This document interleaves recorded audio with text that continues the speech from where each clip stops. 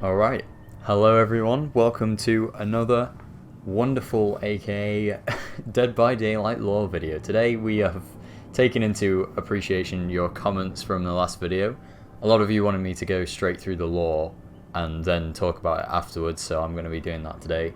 But we have the new killers, we have the new killer, we have the new survivor, so we're just going to read straight through the stories and then Alex and I at the end are going to talk about both of them. So yeah, let's go, starting with the Legion, who is the new killer. Very cool looking, so let's get into it. Frank Morrison was 19 and had little to show for it. He'd stopped attending school after being kicked out of the basketball team for shoving a referee into the stands. Yet Frank was a man of potential who could light up a room despite his bleak childhood. At 6 years old, he'd been taken away from Calgary to start a circuit of foster homes. No matter how many times he'd lashed out, threw tantrums and got into fights, they'd keep moving him into new, unfamiliar houses. His last move had been 3 years prior, when his last foster dad, Clive Andrews, had picked him up from the adoption centre. They'd been on the road for 7 hours before reaching a small bungalow in Ormond. It would be the longest time they'd spent together. Clive was too busy trading checks from family services for drinks at the bar. Ormond was a small, stale place, a remote town of 6,000 inhabitants, where grey winters drag on for most of the year. Frank did everything he could to get into another adoptive family, but he changed his mind when he caught the attention of a beautiful girl. Julie was a popular girl who was convinced that she deserved better than a life in Ormond, and Frank, as an outsider, was her ticket out. Frank attended the party she threw where everyone was younger than him and easily impressed, which he liked. He met the impulsive Joey, who liked to show off, and the shy, naive Susie, who was Julie's best friend. They would hang out at an abandoned lodge up Mount Ormond. Their time together was the perfect break from the boring conformity of their small, insignificant everyday lives. Frank saw it as an opportunity to shape their lack of experience into something powerful. He lined up nights of debauchery and rampage, testing their limits. Bullying, vandalism, and theft were essentially their weekend plans. It came to a point where they would do anything he asked. Nothing was off limits when they put their masks on. One evening, Frank dared Joe to vandalize the store that had recently fired him. They snuck inside easily enough, as the building was supposed to be empty after closing hours, but a cleaner who was there grabbed Julie as soon as she came near. Hearing her stifled cries, a dark impulse took over Frank. He rushed to her aid, knife in hand, and without hesitation planted the blade into the cleaner's back. As the group started... Oh, there's spelling mistakes in this, sorry, you'll have to bear with me here. As the group stared at Frank in shock, he ordered them to finish the job. Joe clenched his jaw, grabbed the knife, and stabbed the bleeding man in the ribs. Susie didn't want to do it. Frank shouted at her. They had to finish what they'd started. Julie closed her eyes and jabbed the knife into the man's chest. She handed the wet blade to Susie. They were all in this together now.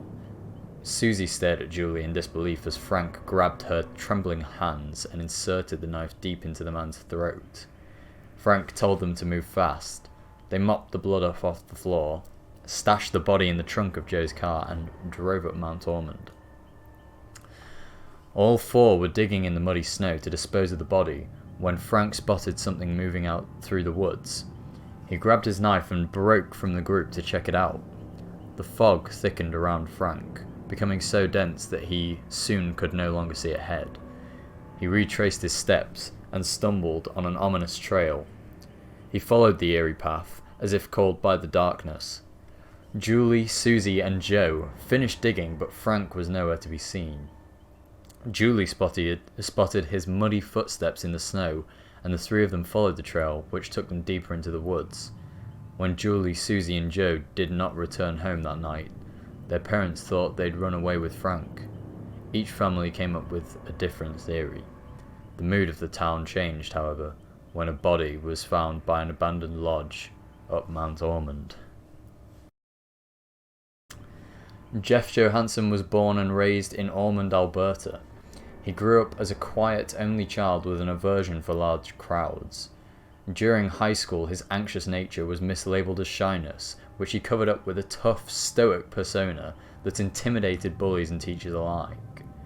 At home, he discovered an interest for heavy metal and started a vinyl collection. The evocative symbolism on the covers inspired him to make some art of his own, which helped him cope with his parents' constant fighting. To escape the parents' increasingly recurrent blow-ups, Jeff started working at a video store. Few customers passed by, so he had a lot of free time to draw.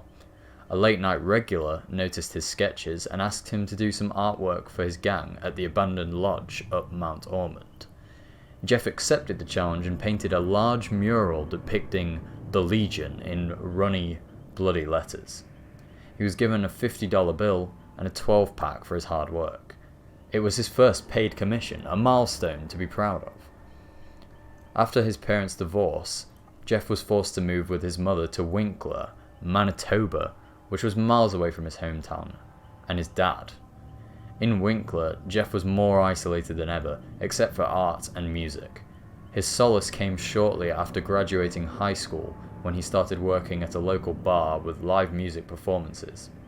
He found a roadie gig shortly after, leaving Winkler behind. A few years later, Jeff got injured after getting involved in a fight during a concert. He was told he could lose part of his eyesight, so a doctor asked him to stay in town in order to monitor him. It was a difficult time during which Jeff reassessed his life choices. He went back to school, art school. His eyesight slowly returned, but he had to be careful. He took a few courses experimenting with a wide range of mediums, ultimately choosing oil painting and digital art, the later of which offered paid internships. He took up a desk job and found his calling in designing labels for microbreweries. He led a quiet, simple life. He brewed beer, took in a rescue dog, designed tattoos, and freelanced album covers for bands he liked. All until one morning, when he got a phone call from Ormond saying that his father had passed, leaving a few things to sort out. Jeff drove all the way back to Ormond. He felt a pang of nostalgia when he reached his late father's house. Inside there was an old guitar case sitting in against the wall. It held a black vintage model with a sticky note that said, "For my boy." He stayed in town longer than he planned to, reminiscing about his childhood. Driving by his former high school, he remembered the mural he painted up Mount Ormond. He bought a 12-pack and headed to the lodge. After weeks of not hearing back from Jeff, his colleagues assumed that grief had gotten the better of him. His neighbour got tired of sitting his dog, which became more and more agitated as the days went by. The dog became astray again, erring while seeking the familiar trail of Jeff's malty scent. It's just normal. Yeah, this is just... I think... Right, yeah, let's go back to the killer first and go over the killer, but Okay, I think, okay. as you say, the overall theme of this is it's just very, very normal. Yeah. It's just a not even the character design on this is just Yeah, it's literally a guy with a knife. Like, you look at the doctor, for example. Like, sure, it might just be well, supposedly a doctor, but it's like you can tell there's something wrong with him. yeah, all these other characters here are very twisted, really, in comparison. Maybe the Huntress isn't, but they're still pretty. Yeah. I mean, the Huntress is one of the closest ones to it with her backstory. Yeah, But but this is just a guy in a mask and with a knife. this is definitely the right direction for the game, though. Like, getting it more down to earth, because you look at the game and you're thinking, like, initially when you first play it, it's like, oh my god, it's a horror game.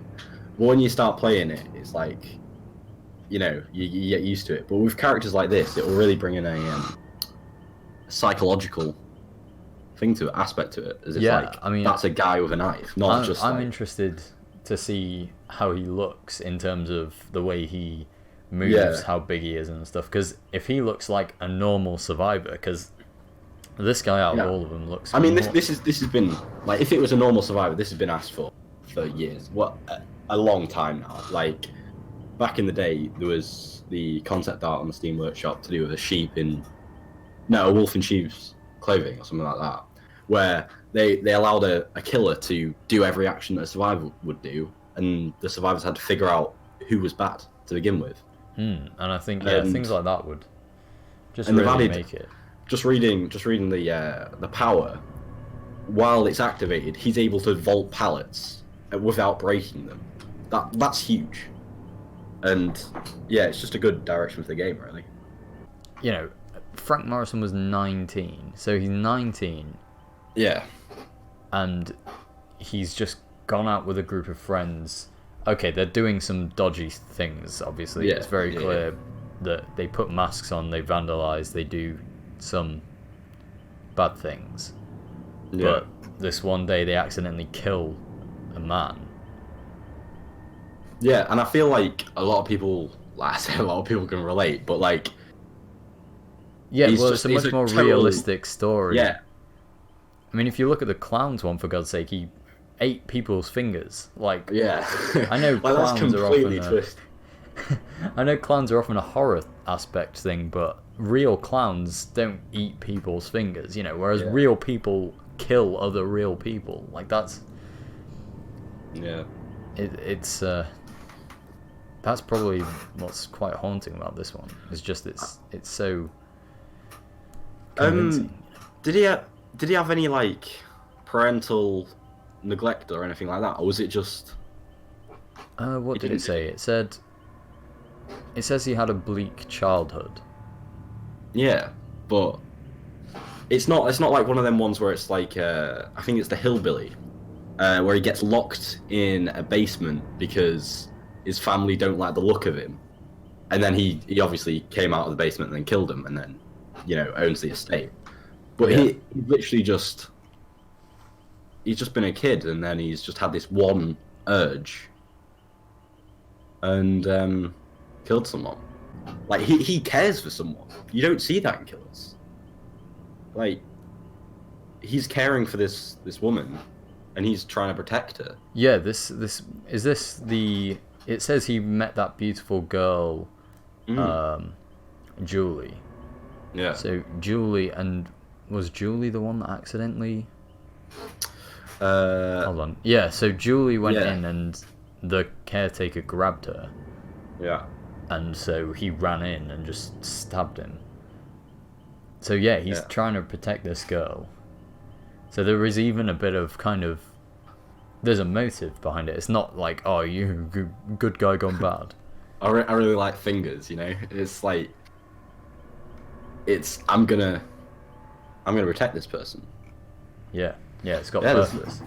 I don't know what more there is to say. It's quite a sobering killer story. It is very, very straightforward. I mean... Yeah. Yeah. As for the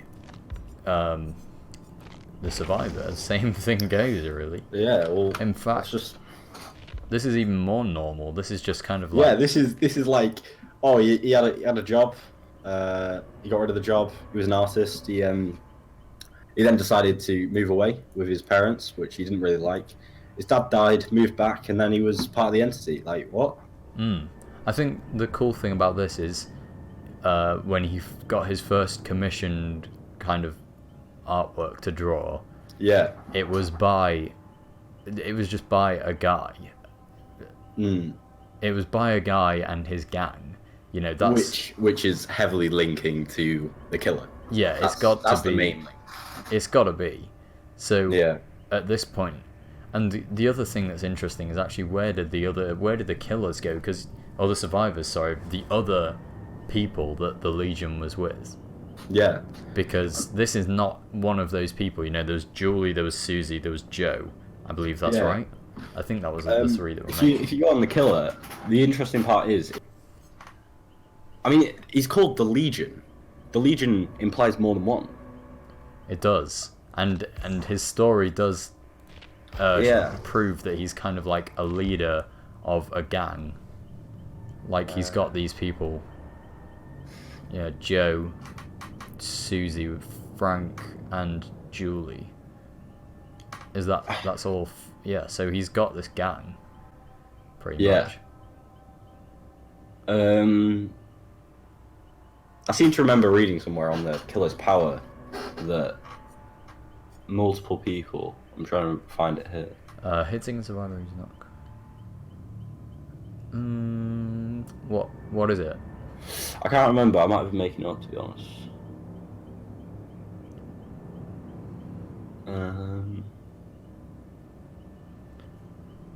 Maybe it was in one of these.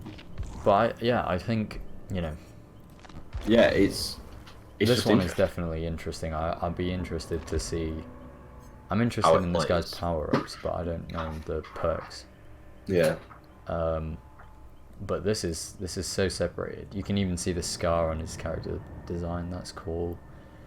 Yeah. His eyesight slowly returned. What actually happened to his eyesight again? He got in a fight. Must have gotten a real bad fight if he's actually got scars on his eye. Yeah. Like where his eye is. But this is a very cool looking character, so I think this is again another addition, and it's super normal. Yeah. I think most of the survivors are just normal. There's not much else to say about the survivors. Yeah.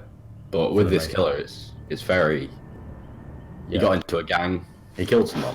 Yeah, I think it is interesting to see that link between this guy and then the other guy. They're both just normal people at the end of the day on this one. Yeah. If you catch my drift. Yeah, no, I know what you mean. None of these look like normal people, but this guy is definitely a normal person here that's gone deranged.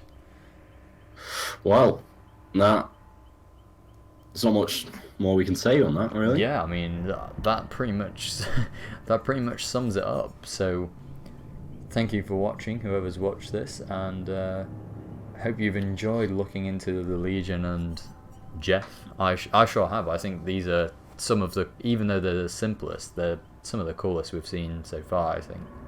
Yeah. The Legion definitely looks very cool. I think that's very cool. Big fan. Yeah. So, thank you for watching. Be sure to like and subscribe, and we will see you at a later date. Peace. Boom. Also, just